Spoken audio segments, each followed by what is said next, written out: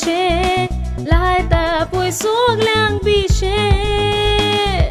mong zala mun sangu corona ko she garis fugal zata she mukto korun viswasan rabun ekam juramen diu mukto korun viswasan rabun ekam juramen diu mok mok mok mok mok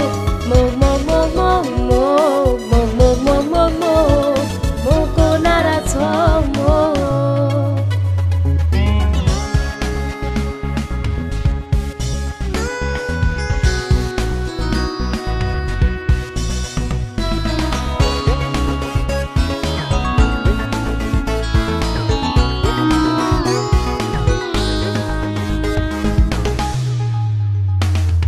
mok mok mok mok mok mok mok mok mok mok mok mok mok mok don casa somo mok mok mok mok mok mok mok mok mok mok mok mok mok mok mok ko nara somo chai to te mogane kotan rabon cheki sakramen chota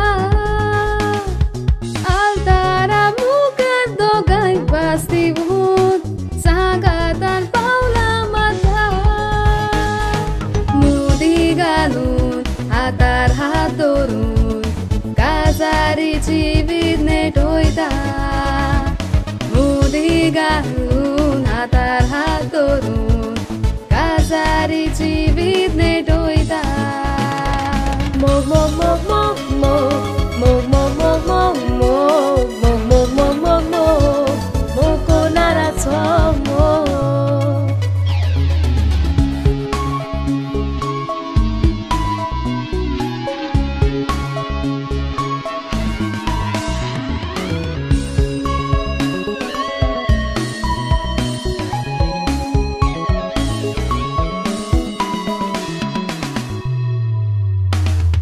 mok mok mok mok mok mok mok mok mok mok mok mok mok mok don casa somo mok mok mok mok mok mok mok mok mok mok mok mok mok mok mok ko nara chomo